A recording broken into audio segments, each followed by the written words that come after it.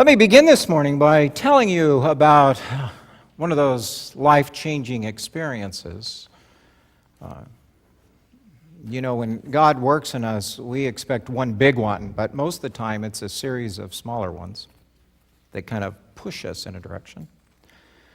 But it occurred in my life back in 1976 when I was working for President Ford at the time, and specifically assigned to the President Ford Election Committee, and had been assigned the territory of the Pacific Northwest, primarily the state of Washington. I did advance work, which was quite interesting.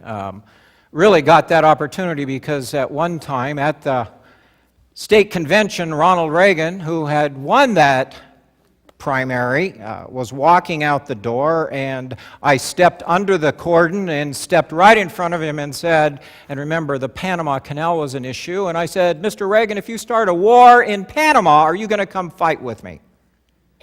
Well, the cameras all flash, and all the Ford people loved me, and that's kind of how I got where I was. But where I was on this particular occasion was not a very comfortable place to be.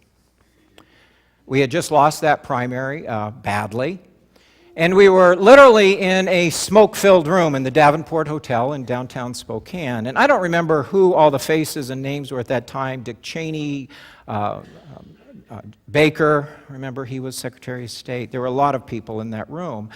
And they were not pleased. They were very upset. We had lost that primary and literally were saying, they did this, they did this, they did this, they did this, and they beat us. We've got to do the same things now. We've got to fight fire with fire. It was very tense. And the things they were proposing were not illegal, but they were borderline unethical. They were questionable. They go on all the time, believe me, but the question is, should they? And that was the moment at the peak of that as they were trying to build consensus, because they really didn't take a vote. And really, if you spoke against that, you know what might happen to you, because that was the majority thought. That's when Dr. Homer Cunningham, really the individual who had gotten me involved in the first place. He was a former professor and had been a leader within the Republican Party in the state there for many, many years. They said, "We have to do these things," and that's when it was deathly silent, and Homer Cunningham said, "As a Christian, I cannot." It's just one of those shocking moments of disbelief, because that was like a death sentence to say that. It was not just a courageous thing to do, it was daring. And it's important to remember that he had choices. We always have choices. He had choices. He had the choice to go along, to be quiet, to go along, to get along. He had the choice of agreeing, which would have been popular and got him somewhere, I'm sure. And he had the choice to say no, or to do at least what is, in his opinion, right, which is what he chose to do. One of the things we take great pride in as Americans is our freedom.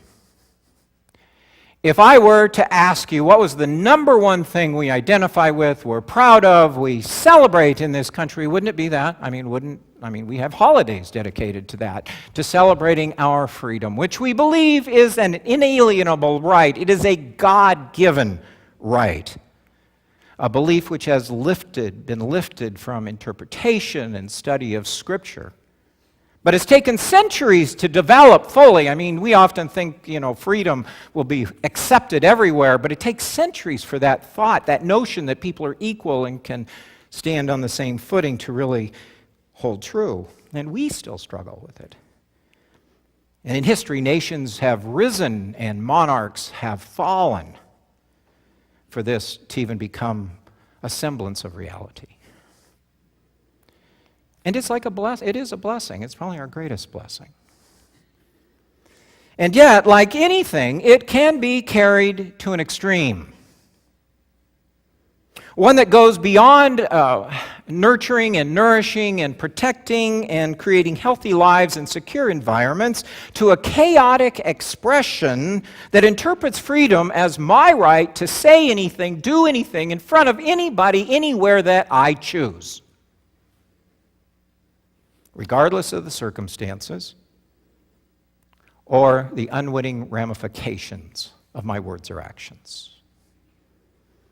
And let's not mince words. What we say can be just as dangerous as what we might do. And as we have striven to increase the power of the individual, we have done so, at least in my opinion, at the cost of mutual respect and mutual accountability. In other words, we have made the final authority in our society me. Me. I'll tell you what's right, and I'll tell you what's wrong, and don't tell me different. We have made ourselves the final authority. Now, in an odd sort of way, this is what I began to think about as I read our scripture, because the Apostle Paul was wrestling with the notion of freedom in that church. Well, actually, in all the churches he struggled with. In the Jewish part of, and those people converting from Judaism, he saw them not as being freed by the law of Moses and what it had become. He saw that becoming constraining, that they were so caught up in legalism that they couldn't be free for the grace of God. You know, you had to eat this, do this, act this way. You could only walk so far on the Sabbath, and they became nitpicking about it. And so they were as bound by the law as they might be protected by it. And then on the other hand, he had a different struggle with the Gentiles, with the non-Jewish people who came from all these other different religions, many of whom had come from servitude and slavery and been beaten down. They were the majority, but they weren't treated that way. They didn't see themselves that way. You know, it took, in Rome, to make the society function, it took 1 million new slaves a year to keep that economy going. So most people were at that level. And complicating that, and of course, Paul comes in and says, you know, God created us all on the same level. We are all children of God. But then adding to that was their religious practices, and he addresses specifically the practice of cultic prostitution here. He's saying, now think about it. That may be a part of your past, but you need to be liberated from that too, to have your self-esteem and to know that who you are and how you act and how you express yourself gives you dignity and gives you respect. So he's trying to break them loose of that as well. He was trying to give them a good and healthy understanding of freedom and decision-making. And yet what we see there was that they used their freedom to move into self-gratification and that kind of self-expression, and very quickly things in that church were struggling, falling apart, and dividing. So Paul says to them in the 12th verse of the 6th chapter, he says, remember, you now have the freedom to do anything. But think about it. Think about not just how you use your freedom for yourself. Think about all you do and all you desire, how it affects your relationship, not only with one another, but with God. He says, do anything, but do anything that is truly right. Now, having said all this, it's easy for us to rush to judgment. That's another thing we do quickly. You know, we point our fingers, we can say, well, that's a historic issue, or we can look at other people who misuse their freedom, or so forth and so on. But when we read this text, it's not about somebody else, it's not about them, it's not about the ancient world, it's about us. Us. We read this text today, and it asks us to think about how we exercise our freedom in making decisions. Decisions that are true and faithful, right and just. So, to help us with that, let me just offer a few suggestions about how we might mull this through. How do you come to some semblance of ethical and faithful decisions? And I'll offer you 3 points. The first is, when you make decisions or you have choices to make in your life, think about, does what you choose to do help you or hurt you? Is it really right, first of all, for you? Does it benefit you, not just in gratification, but does it make you a better person in mind and body and spirit and soul? Are there things that you bring into your life that are going to lead you down to further temptations, or are there things you bring in that help to relieve you from those same temptations? Or do you make your decision, and we do this often, let's just be honest, we do this often because of peer pressure. We do it because of peer pressure, we make decisions because of peer pressure, social norms, or personal short-term benefit. It gets me where I want to go. Gets me where I want to go. And you can always tell the audience to which we are playing in our decision-making when we start thinking before we act, well, will they like me? Will they still be my friend? Will they accept me? It is where the word hypocrite comes from. Did you know that? Hypocrite was a Greek word used, it was a title for an actor. It was someone who acted, played a role. They were on stage. Which is why I remember so vividly some words of John Claypool, a famous Baptist minister. He said, every day when we get up, put our feet on the ground, there's an audience to which we are playing. We are people on a stage. We exist on a stage of life, and we perform for all those around us. Did you ever think of that? Who we get along to, go along with, to get along, how we laugh at things that we really deep down don't think are funny, how we hear comments, derogatory comments about people or groups of people, and we know that we shouldn't laugh, but we laugh just to get along, to go along. We have to ask ourselves, really, does this help me? Does this make me a better person? Or in the end, do I feel bad and say, well, I should have said something. I should have done something. Why is it that we choose to say and think and act as we do? And ask ourselves in that process when we are in those tough situations, if Jesus were standing here, if Jesus were my audience, would I say and do the same thing? Bottom line, I bet the answer is different. Are your words and actions upbuilding you? So, is it the right decision for you? Secondly, is it the decision you make the right things for others? Ask yourself, not only how does this affect me, but what I do or don't do in any given situation, it has implications for other people. What are the effects of our words and our actions? More and more I hate cell phones. Do you hate cell? Obviously they're nice, but, don't you just love going out to dinner and having somebody talking about their grocery list right next to you as loudly as they can?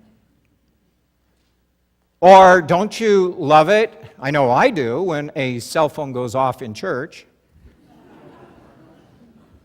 But it goes off everywhere. Or somebody, that's just a small example, but, we do it because we can. We don't think about how all of that affects other people around us. We live and act so often in our notion of freedom as though we exist in isolation. People say, I don't care what anybody else thinks. I hear people say that all the time. That's like, man, I've made it. I don't care what anybody else thinks. It's like there's an award waiting for being inconsiderate or hurtful or rude, some Academy Award for that kind of behavior. We have the right to express ourselves. But why? Why do we do it in a way that impacts, often negatively, so many people around us? I am very impressed by many of the statements of Pope Francis. I think he has a long way to go within the Catholic Church, but I think he's saying some things that need to be said. And I was caught up, I don't know how many of you followed his response and his words this past week as he addressed the issue in France about the terrorist attack. And of course, he did not condone the violence that took innocent lives. He did not. But he also made us, or at least he made me, think about some of the cause of that. And he reminded me, he reminded society, because remember what started that, and I know there's more going on, but at least initially what we're told, what started that was the cartoonish image of the Prophet Muhammad. And what he said was that it's just not right to make fun of something holy or sacred to someone else.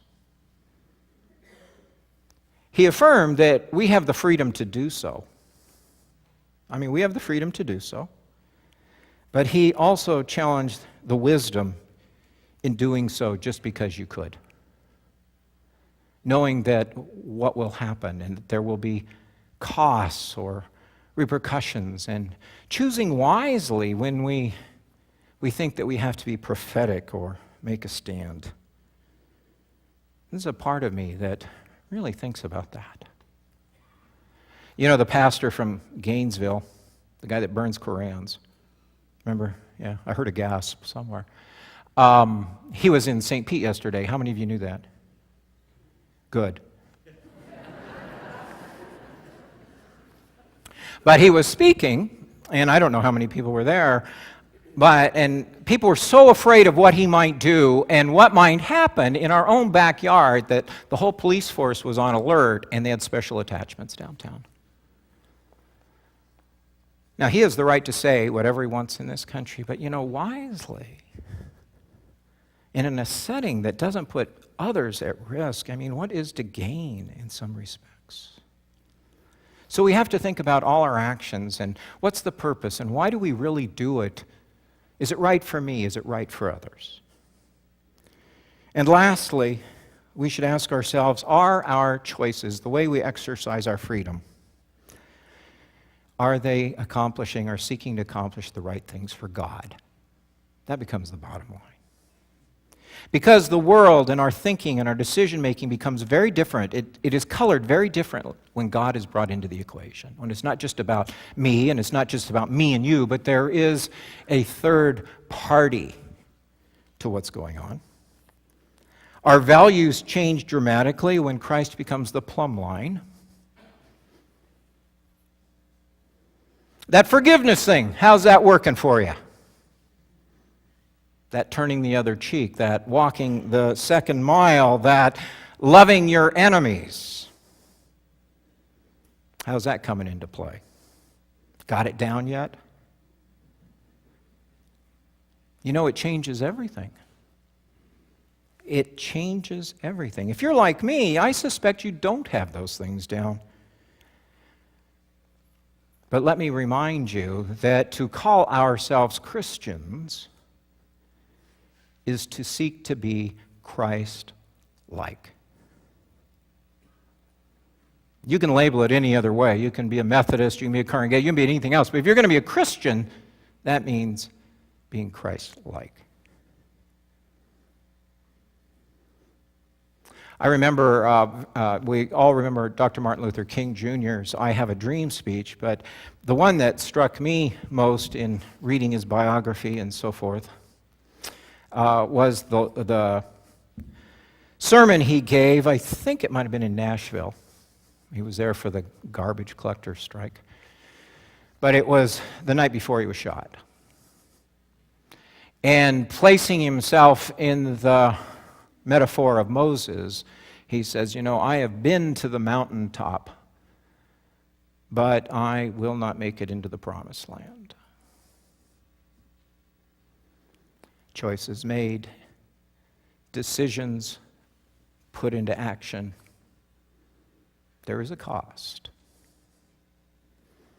but the choice to be Christ-like. Dr. Homer Cunningham made his decision, and it was very costly. From the moment he said, I cannot do that, he was ostracized from the Republican Party in that time, from that moment on. Which didn't mean that he made the wrong decision, because it wasn't. It didn't mean that it didn't have any consequences, although in one aspect it had none, but in another aspect it had a great one, because it had an impact on me. And having heard it, maybe now it has an impact on you. How do you exercise your freedom? How does your faith become expressed through the choices you make? Paul says to you and to me, we have the right to do anything. The question is, do we do the right thing? Amen.